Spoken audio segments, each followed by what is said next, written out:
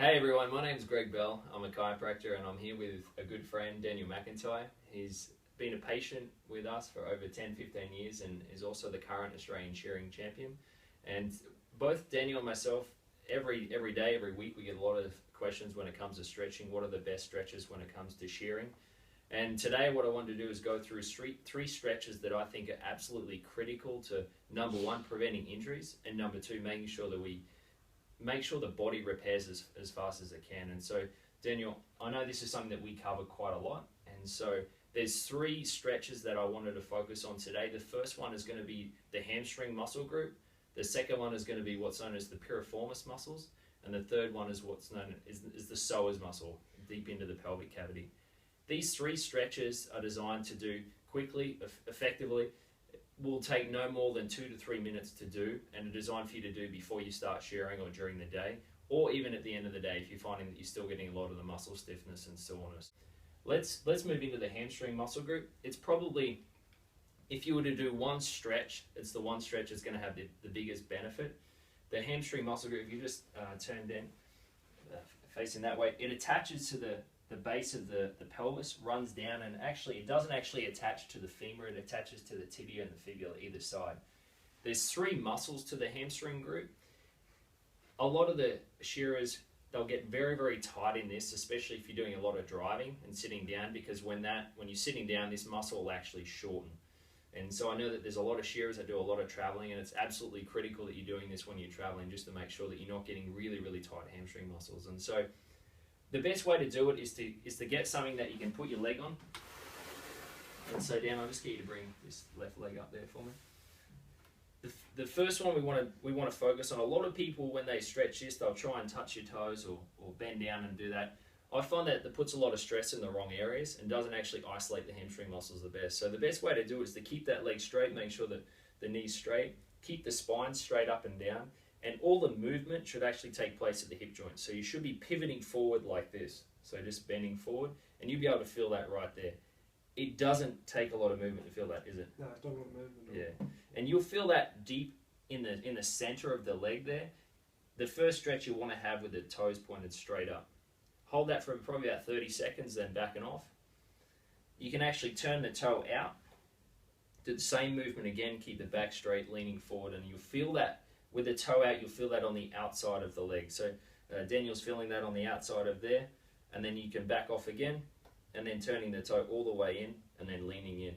With this one, you can turn the other toe out a little bit, you can focus, and that'll isolate that muscle that comes onto the inside there a little bit more.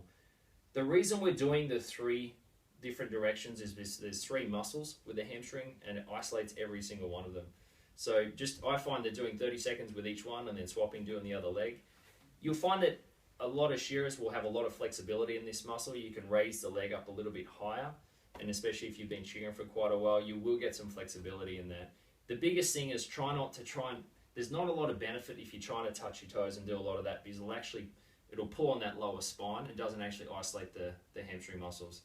You'll also find sometimes when you bend down and try and touch your toes, that may stretch the hamstrings a little bit, but not the best when it comes to isolating it.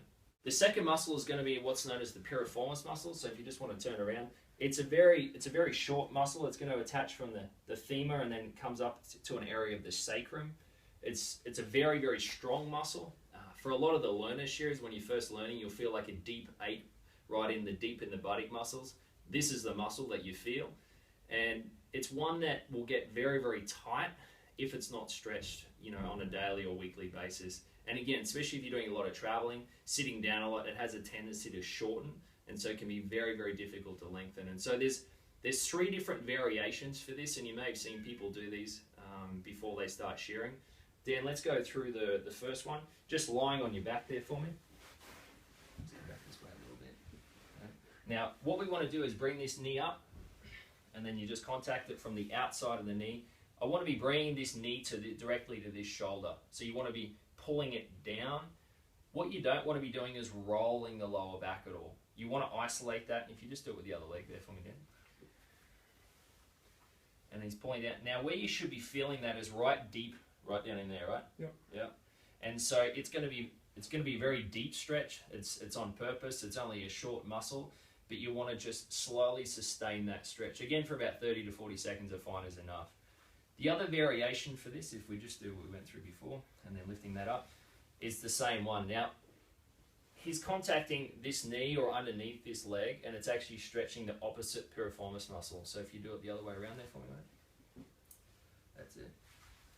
And so that's going to be stretching that right piriformis muscle. Same thing, if you find that you can get a little bit deeper stretch doing this one and isolate that a little bit more, but you want to be focused to make sure that you're not stretching everything, but you're really isolating that muscle.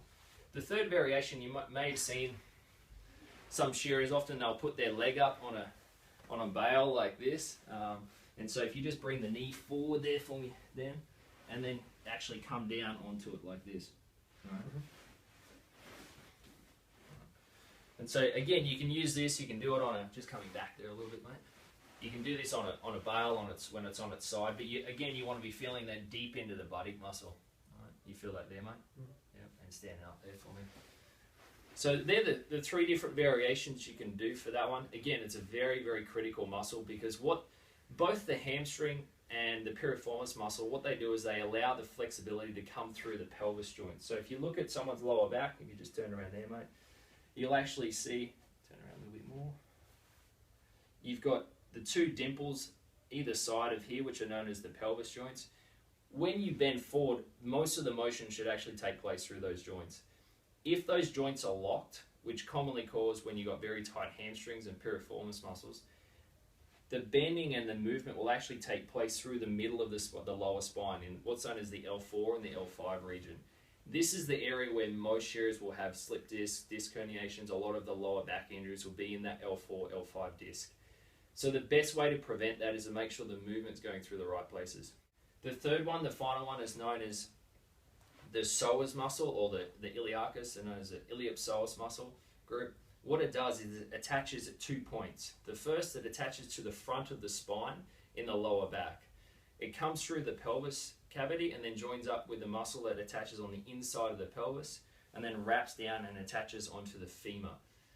What this muscle does is when you're bending forward and shearing, the muscle will actually shorten, and when you get up, that's when it lengthens. Now, often a lot of people that do a lot of crutching don't get lower back pain, but when they're shearing, then they'll get lower back pain.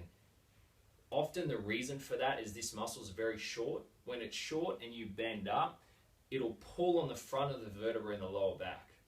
What that does, if you ever see shearers after the shearing, they come up like this and slowly come up, chances are that this muscle is extremely tight and it needs to be loosened. The struggle is it's really, really hard to stretch statically. So I'm going to go through two variations. Just the first one, and so I know this is one that you do every day. Yep. So stretching, you want to put this knee out directly over the ankle and then leaning forward from the pelvic cavity. You're going to feel that stretch. It's going to be deep within the core and you want to feel it pull. So just swapping legs there for me, Ben. And so it's going to be stretching the left one here, and as it comes forward, it's stretching deep in there. You're not going to be feeling this in the buttock muscles or in the leg muscles at all. You just want to isolate this one in. And I know that Daniel does this every time he puts his moccasins on, so it becomes a habit and a ritual for him every morning.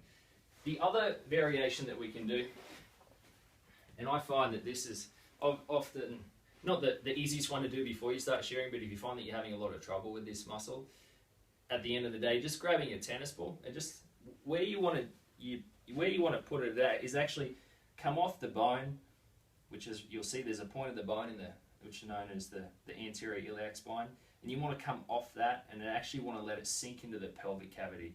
You don't want to let it come right in here. You want to just let it sink in there, and you're going to feel it as soon as you lie on it. It can become what's known as a trigger point, get really, really tight. And so just lie on your stomach there for me, mate. Coming back this way a little bit, that's it. And so just contact the first little ridge of the bone there and just let it roll into the pelvic cavity. The best way to do that is to just take a deep breath in, mate. Breathing all the way up. And as you breathe out, just let that sink in there, and you'll be able to feel it, and it will just release that muscle deep in there. And so this is one that, again, it's a very hard muscle to stretch, but when it's loose, it can take a lot of pressure off that lower back. Cheers, that, mate. And so they're the three muscles that I think if you do these on a regular basis, incorporate it into, it only takes 5 minutes to do it, but it's going to give you the most benefit when it comes to muscle recovery and to make sure that you maintain flexibility. And that's really the key when it comes to preventing injuries. So